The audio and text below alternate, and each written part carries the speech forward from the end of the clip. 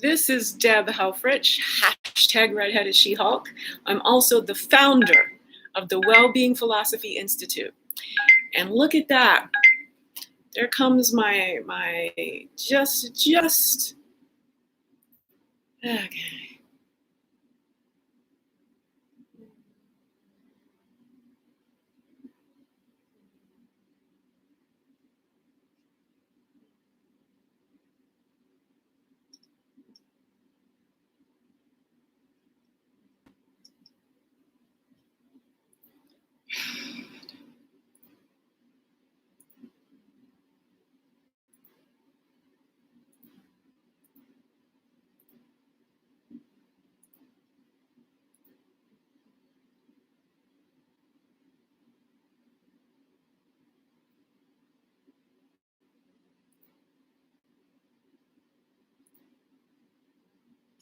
No, Deb, you don't deserve to live because the lawyers might object.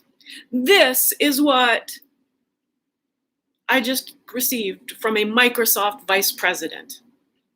No, Deb, you do not deserve to continue living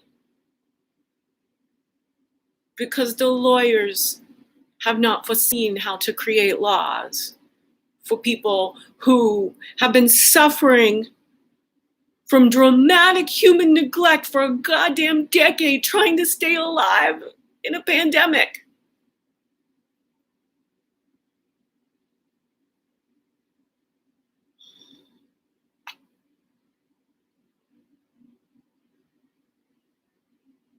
Why do I get people who I ask for help giving me goddamn advice?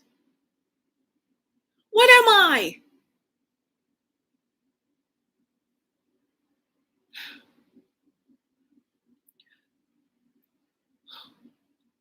There I was, all in a Marvin Gaye mood.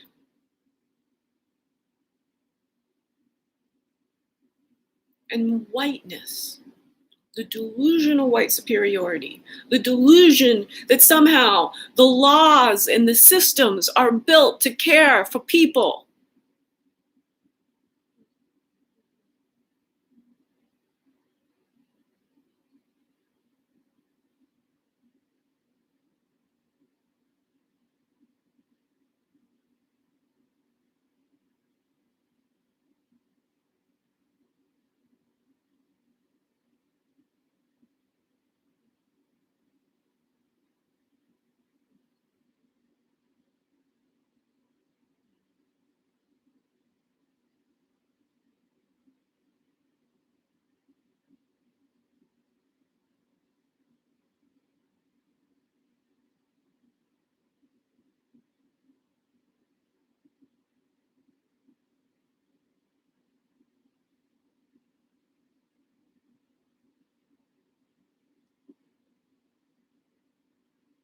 The systems are not created to help individuals. These systems are created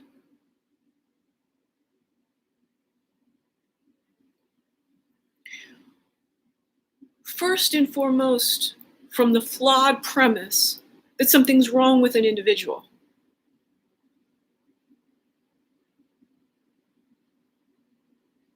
Homelessness is not an individual problem. It is a civilizational toxicity that when you can't even get $15 an hour, but everything that conspires to afford a human a life of liberty costs $40 an hour at minimum. It's the forces of civilization, rampant, unchecked capitalism that allows hate to flourish. There's nothing more precious than a human. And when a human comes to you and tells you their life is in jeopardy, don't send them to a system. that you know constantly, constantly.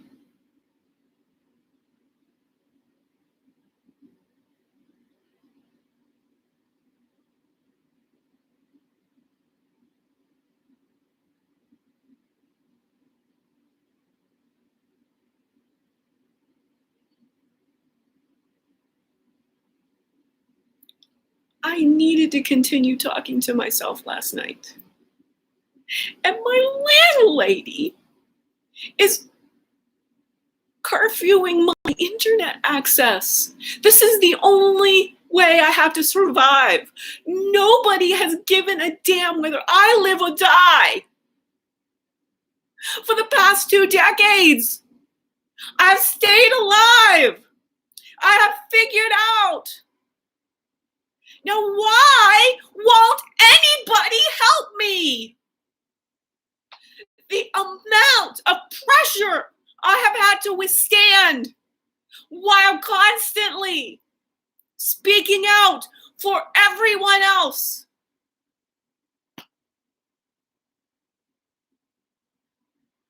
This is why your world is fucked up. You let the people who are capable of fixing it go extinct.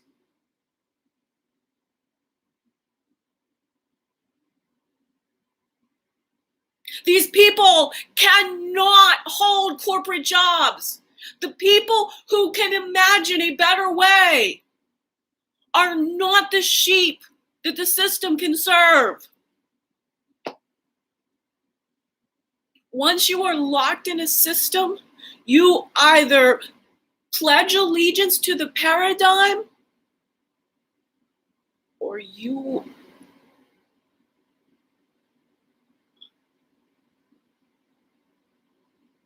are surplus to the machinery of civilization. Humans are surplus to the machinery of human civilization.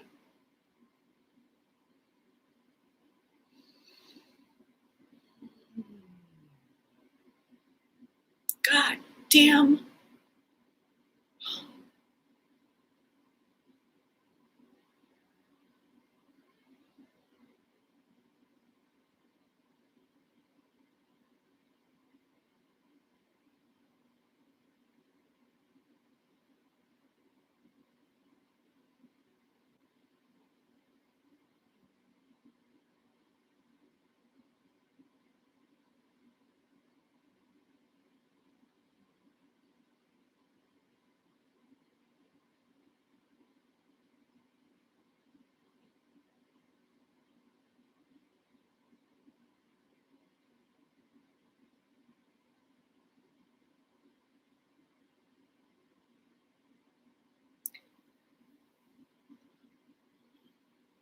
I know it feels like crime is threatening your life.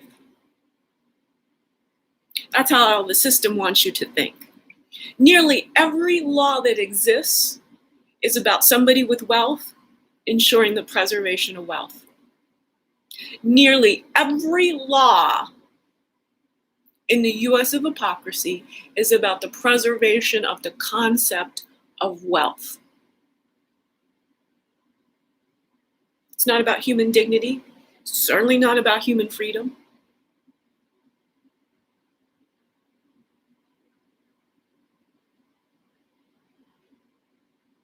I am a philosopher. I do not move beans around, count them. I did do my time in the programming mines. I paid hundreds of thousands of people via very diligent and dedicated work on payroll systems for 2 fucking decades.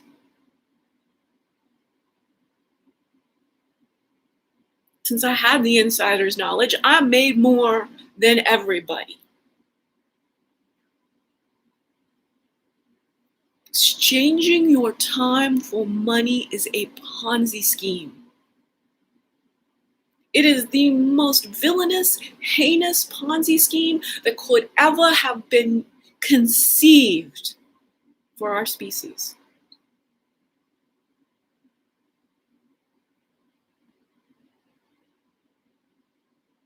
I need love and a home.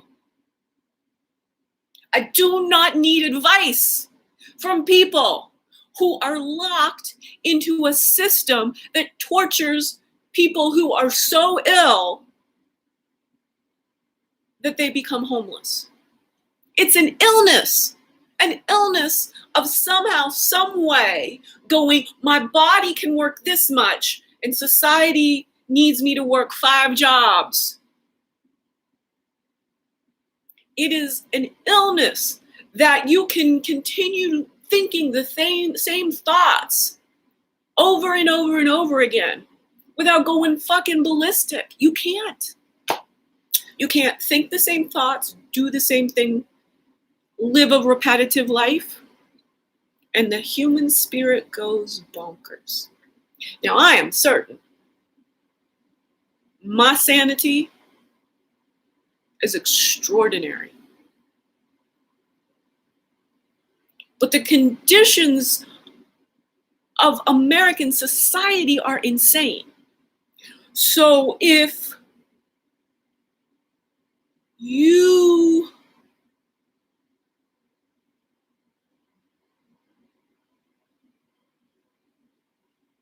do not feel that the US of hypocrisy is actively trying to end your life, you're a little bit delusional. You're suffering from the delusion of white superiority. Everything all right, everything fine, trust the system, trust the system. Do not trust a system that has shown you in every way, shape, or form that individuals do not matter.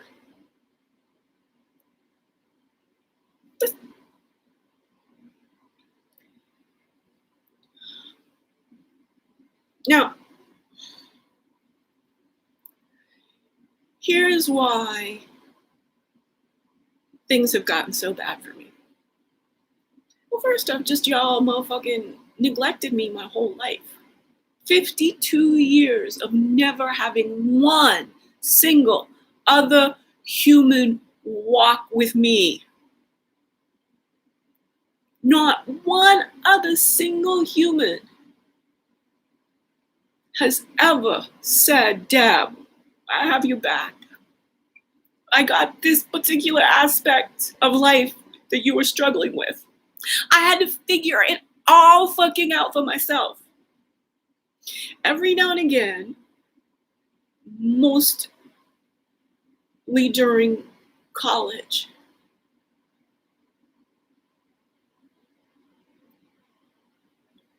there were reciprocal relationships, but apart from one person,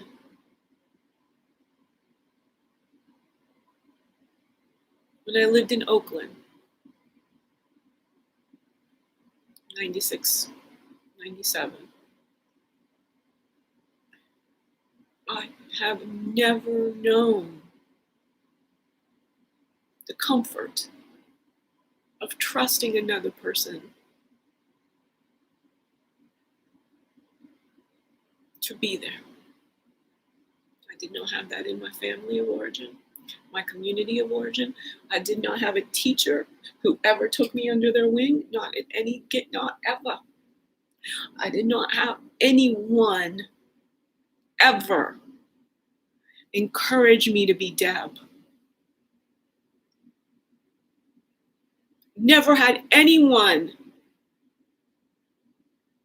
see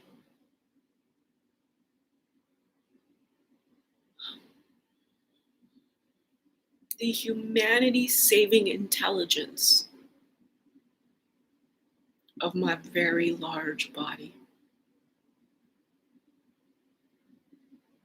The skill in which I navigated life as a 333-pound redhead. Because here's the thing. When Socialization is traumatizing, as it's been for me my whole life. And I make it seem like it's easy. Until my very life is days from ending, I have not reflected back to people the fucked upness that they keep dumping on my when I'm asking for help. I can't even offer help to people.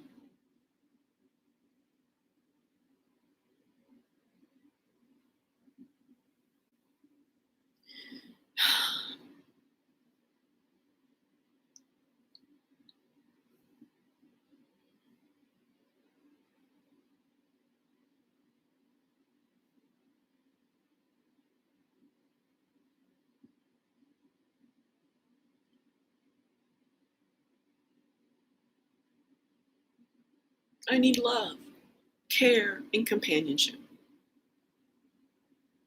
This is my illness. Living a life without love, care, and companionship. This is what's went wrong. How are you supposed to go out in this world and earn a living when nobody loves you? How are you supposed to take the assaults on your brain, your body, your soul that capitalism demands?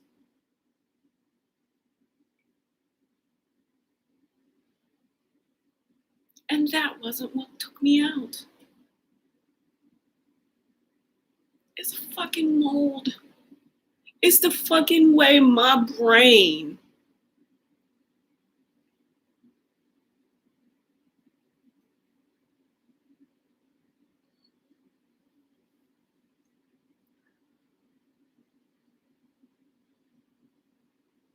here's how it came down. This may be a little bit philosophical, but I'm also trying to make this as physiologically valid as possible. Chronic disease, everyone says, is 90% based on stress. Stress in a modern civilizational context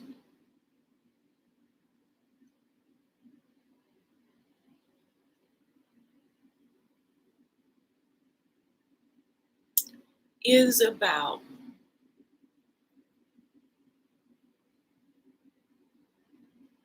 chronic disease, all of it.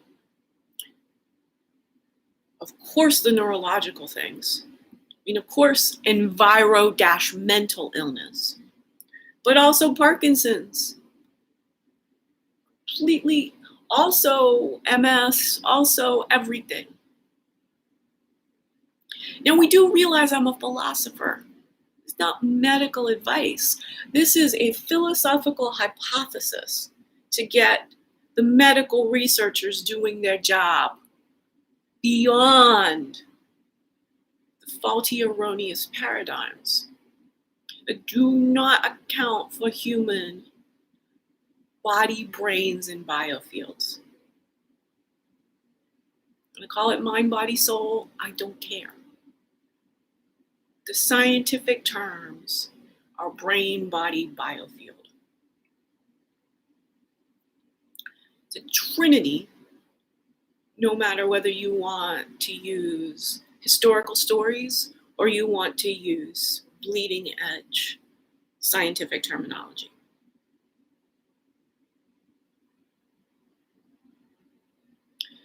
The experiential aspect of your biofield,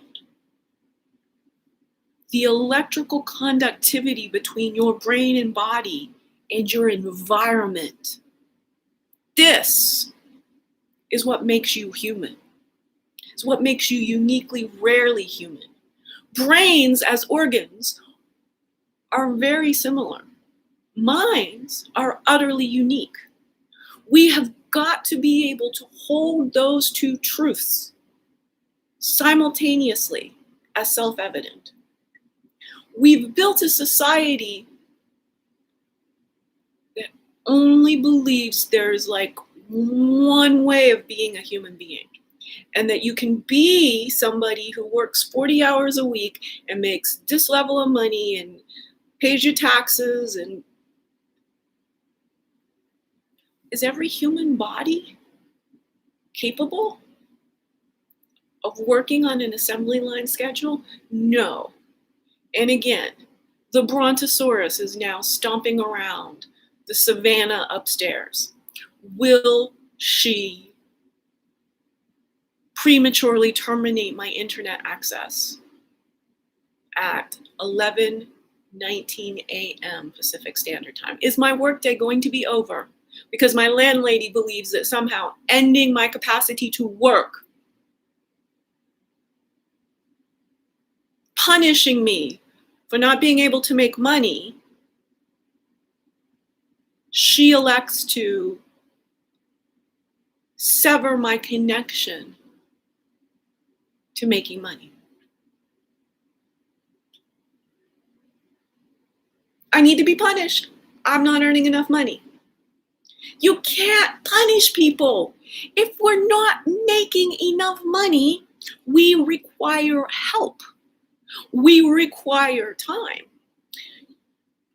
Most people who are not making enough money are experiencing one of two things that is not only not their fault, there is nothing they can do about it. Predominantly, there are no jobs for a well-being philosopher. My value and my certainty that my value to this world belongs in being a well-being philosopher has put me in a Galileo state for a decade. In order to stay alive, in order to figure out what this sense of my rare destiny truly meant, I had to stay alive to 50. I had to throw every single molecule of my intention and attention, every micron of my life force, into observing what worked and what did not work, of finding every illogical statement about human health and asking why do people say neurodiversity? We've talked again, brains are organs, the physicalness of which and the chemical reactions of neuropeptides of which function in a scientifically similar way. But how somebody's feeling state describes a neuropeptide, whether it's pleasurable or startling and unsettling and generating fear.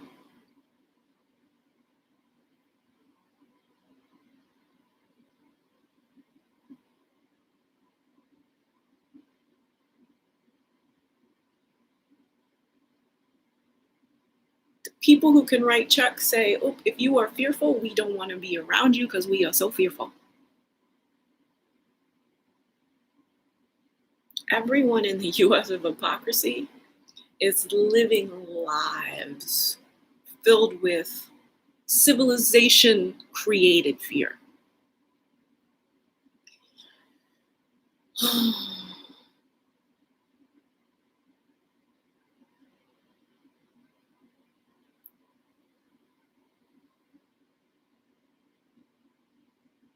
What is wrong with me is that my embodied time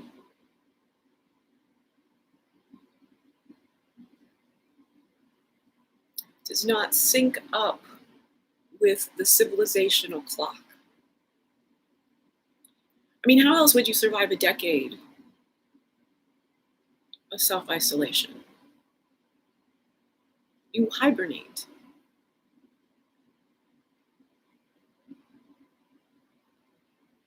Now, hibernating, evolutionarily,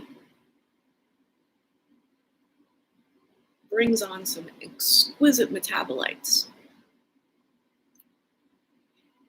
And every single person in our world who we're labeling an addict, in Gabor Mate, we're all addicted. There's no this and once you accept that, once you're not, I mean, my addiction's sleep. I'm certain it's not illegal to oversleep. And that every way that our society separates humans from restorative rest is criminal. Again, my job is not to, as a philosopher, become a spokeswoman for one aspect of the problems. My job as a philosopher. You hear that straight? I wonder if you can hear, the sound of that.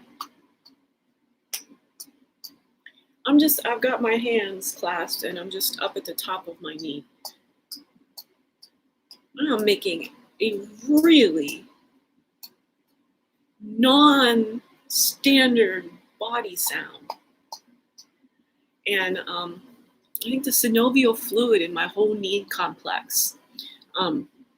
I freed my left psoas from getting my posture correct, from having more flexibility in my vagus nerve. Okay, yes, these are too small. Look at this. This creates a pressure point behind my ears. So we've been working on reversing my presbyopia. This is what I do for y'all. Presbyopia. It's about